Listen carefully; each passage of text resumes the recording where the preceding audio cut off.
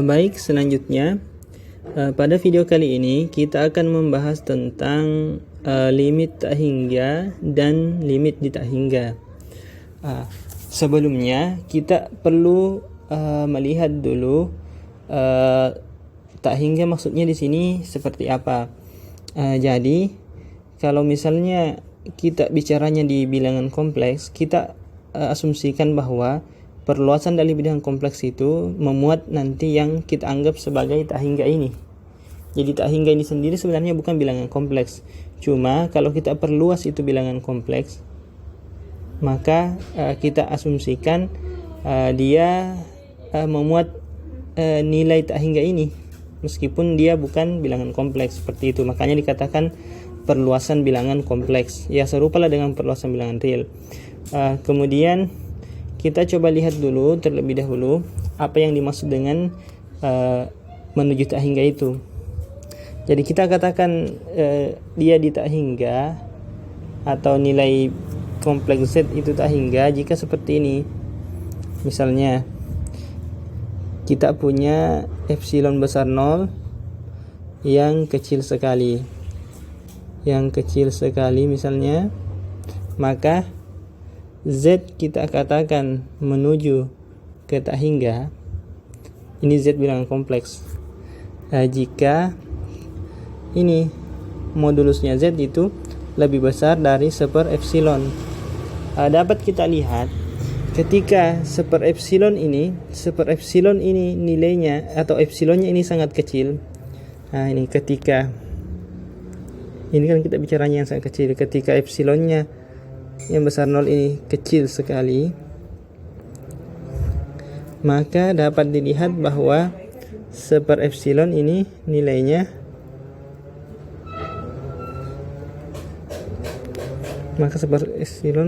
bernilai sangat besar, sehingga kita katakan bahwa bahkan ini ketika epsilonnya kan menuju 0, kita bisa perhatikan ini. Kalau kita bicara di konsep limit, ketika epsilonnya menuju 0 akan berakibat 1/epsilon kan menuju ke bilangan tak hingga. Artinya bilangan kompleks Z yang kita anggap menuju tak hingga adalah bilangan kompleks yang modulusnya menuju tak hingga. Seperti itu. Modulus itu ya bisa kita katakan jarak titik Z terhadap pangkal koordinat. Seperti itu. Jadi dia letaknya jauh sekali begitu. Makanya kita katakan dia menuju tak hingga. Seperti itu. Jadi nantinya kalau kita mau katakan bilangan Z ini menuju tak hingga, kalau kita mau katakan seperti ini, maka kita cukup memperlihatkan seperti ini. Ini berlaku untuk setiap epsilon besar 0. Kalau dia sudah berlaku untuk setiap epsilon besar 0, artinya kan epsilon yang kecil sekalipun berlaku. Seperti itu maksudnya. Sekarang kita coba lihat teorema yang ini. Di sini diberikan teorema, diberikan teorema bahwa misalnya kita punya Z0 dan W0 itu titik-titik pada bidang Z dan W. Jadi kita asumsikan Z0 ini titik pada bidang Z, ini bidang kompleks Z, W0 itu titik pada bidang kompleks W. Maka yang pertama kita katakan seperti ini. Limit Z menuju Z0 Fz itu sama dengan tak hingga jika dan hanya jika limit Z ke Z0 itu 1/Fz dari fungsi 1/Fz itu sama dengan 0. Yang kedua, limit Z menuju tak hingga dari Fz sama dengan W0 jika dan hanya jika limit F 1/Z, Z-nya menuju 0 itu sama dengan W0. Kemudian kita katakan limit Z menuju tak hingga dari fungsi Fz sama dengan tak hingga jika dan hanya jika limit Z menuju 0 dari fungsi 1/F1/Z itu sama dengan 0. Seperti itu. Kita coba lihat buktinya. Untuk yang pertama di sini nomor 1, kita buktikan dulu dari arah kiri ke kanan. Jadi misalnya diketahui limit Z ke Z0 Fz adalah tak hingga, maka akan ditunjukkan limit Z Z0 1/Fz itu sama dengan 0. Kita coba lihat buktinya seperti ini. Jadi kita punya limit Z menuju Z0 Fz sama dengan tak hingga.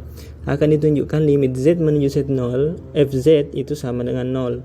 Pertama, untuk membuktikan yang ini, limit z0, kita mestinya tahu dulu ini definisinya seperti apa. Ini kan definisinya begini, untuk setiap epsilon besar 0 ada delta besar 0, sehingga jika 0 kurang dari z kurang z0 kurang dari delta, maka berakibat ini seper fz kurang 0 ini kurang dari epsilon. Jadi di sini kurang 0 ini kurang dari epsilon, kan seperti itu definisinya limit. Maka arahnya kita pertama ambil sebarang epsilon besar 0, makanya kita di sini ambil sebarang epsilon besar 0.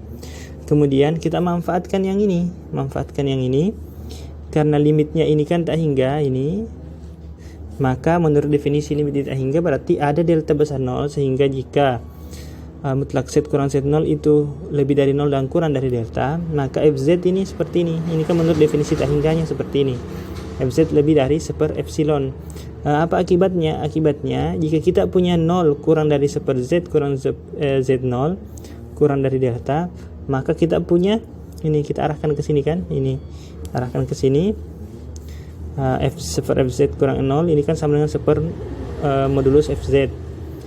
Kita lihat fz ini kan lebih dari seper epsilon, maka dapat kita tahu bahwa seper fz itu ini pasti kurang dari seper epsilon. Jadi seperti ini kan, jadinya sama dengan epsilon. Berarti dari sini sudah terbukti. Jadi kesimpulannya di sini, limit z menuju z0 dari seper fz ini sama dengan 0. Kita coba yang selanjutnya, yang ke kirinya. Berarti kalau seperti itu yang diketahui yang mana? Yang diketahui adalah limit z menuju z0 seper fz ini sama dengan 0. Yang mau ditunjukkan, akan ditunjukkan itu limit z menuju z0 fz itu sama dengan tak terhingga.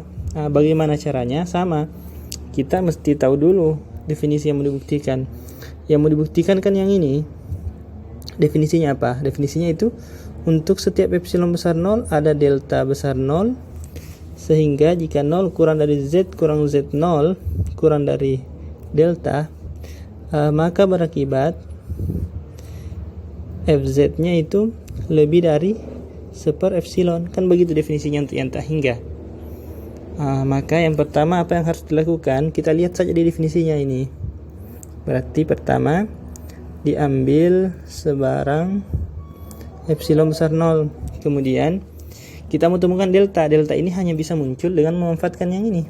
Berarti perhatikan ini, karena limit z0 dari seper fz itu sama dengan 0, maka ada delta besar 0, sehingga jika 0 kurang dari z kurang z0 kurang dari delta, berakibat ini seper fz